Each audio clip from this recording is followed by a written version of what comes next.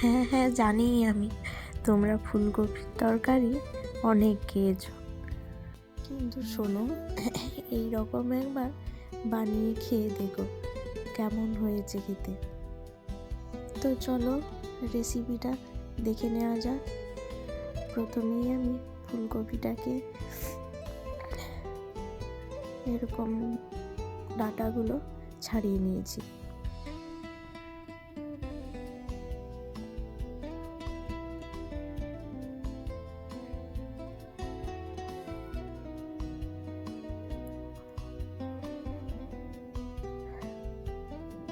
ফুলকপিগুলোকে এরকম টুকরো টুকরো করে কেটে নিয়েছি। এই নরম ডাঁটাগুলি ফেলে দিও না, কিন্তু এগুলোও খেতে খুব ভালো লাগে জানো।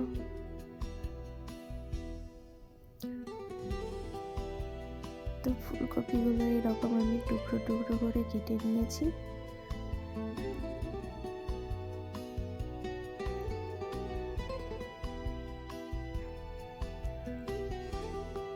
তারপর মটরশুঁটিগুলোকে এইভাবে আমি ছাড়িয়ে নেব।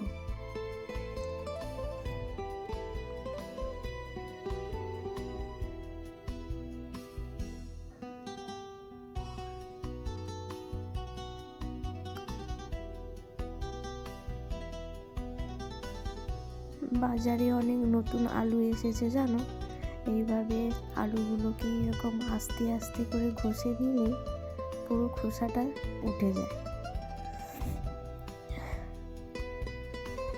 তারপর আমি আলুগুলোকে কেটে এরকম ডুমো ডুমো করে কেটে নেব। তোমরা যে যেমন পারো কেটে নিতে পারো তোমাদের সুবিধা অনুযায়ী।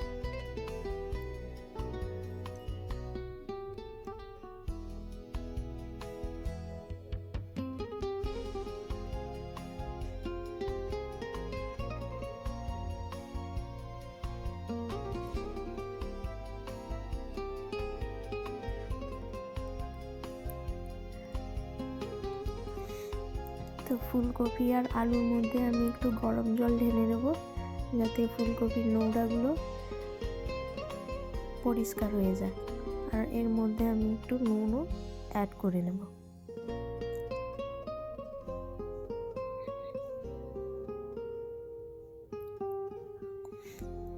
তারপর এটাকে আমি একটু ঢেকে নেব। এদিকে আমি কড়াই বসিয়ে দিয়েছি। কড়াইটা একটু গরম হয়ে গেলে তার মধ্যে তেল দিয়ে দিচ্ছি। একদম অল্প পরিমাণে তেল দেব, বেশি পরিমাণে তেল দিই না, কারণ এগুলোই তো আমাদের প্রত্যেকদিন খেতে হয়।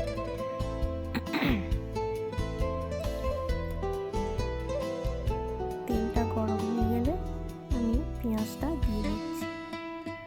পেঁয়াজটা আমি খুব বেশি ভাজবো না, হালকা আছে, এমনি হালকা করেই একটু ভাজবো। পেঁয়াজটা যাতে একটু নরম হয়ে যায়, ব্যাস ওই রকমই আমি একটু ভেজে নিচ্ছি, খুব বেশি ভাজবো না।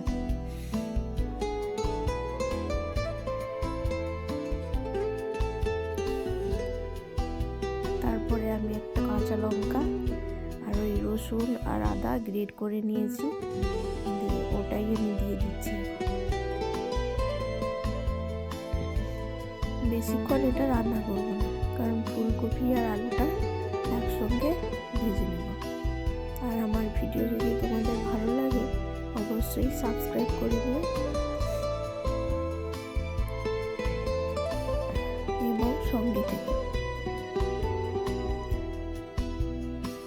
তো ফুলকপি আর আলুগুলো এরকম দিয়ে দেব, দিয়ে তারপরে আমি একে একে হলুদ, 1 চামচ লঙ্কা গুঁড়ো, খুব সামান্য পরিমাণে, যে যেমন ঝাল খেতে ভালোবাসো সেইভাবেই তোমরা দিও। তো আমি এখানে ঝালটা কম খাই তাই কম দিয়েছি। তো তারপরে আমি জিরে গুঁড়ো দিয়ে দিয়েছি, দিয়ে একটু সামান্য পরিমাণে নুন দিয়ে দিয়েছি। তোমরা যে যার স্বাদ মতো নুন দিয়ে দিও। আমি এখানে 2-3 জনের মতো রান্না করছি। তোমরা যেভাবে যতজনে রান্না করবে ওইভাবে পরিমাণটা একটু দিয়ে দিও। এবারে মটরশুঁটি অ্যাড করে সমস্ত কিছু ভালোভাবে মিশিয়ে নিচ্ছি। এইভাবে অনেকক্ষণ ভাজবো। আমি কিন্তু ফুলকপিগুলোকে আলাদা করে ভেজে নিই, কাঁচা অবস্থাতেই মশলার সঙ্গে ভেজে নেব।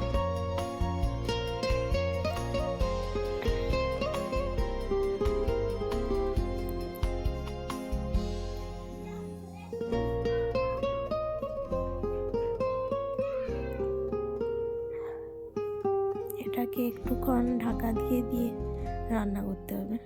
দেখতেই পাচ্ছ ঢাকা লাগানোর পরে আলু আর ফুলকপির মধ্য থেকে জলটা অনেকটাই বেরিয়েছে। তো এটা দিয়ে এই জলেই অনেকটা সেদ্ধও হয়ে যাবে আর ভাজাও হবে।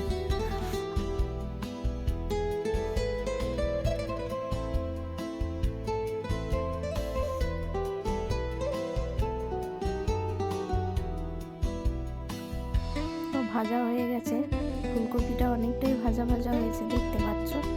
তো এরপরে আমি একটু জল অ্যাড করে দেবো পরিমাণ মতো। আর বেশি এটা ঝোল মতো রাখবো না, হালকা গা মাখা রান্নাটা করবো, ওই জন্য অল্প পরিমাণে জল নিয়ে নিচ্ছি। তারপর ঢাকা লাগিয়ে দেবো।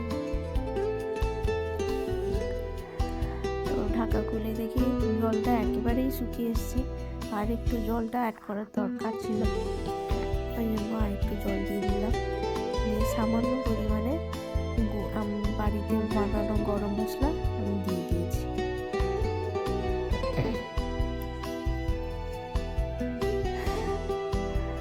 তো সবজিগুলো খুব সুন্দরভাবে সেদ্ধ হয়েছে। এরপরে আমি একটু কাসুরি মেথি অ্যাড করে দিচ্ছি।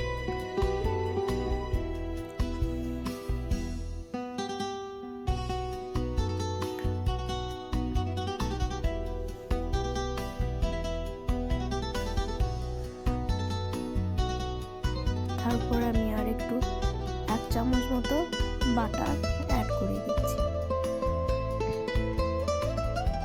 বিশ্বাস করো অসাধারণ খেতে হয়েছিল।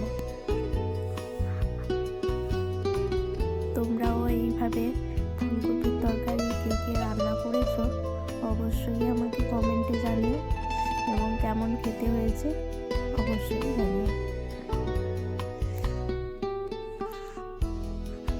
আজকে তবে এই পর্যন্ত, পরবর্তী ভিডিও আবার নিয়ে আসছি এবং নতুন রেসিপির সঙ্গে এইভাবে সহজ রান্না নিয়ে।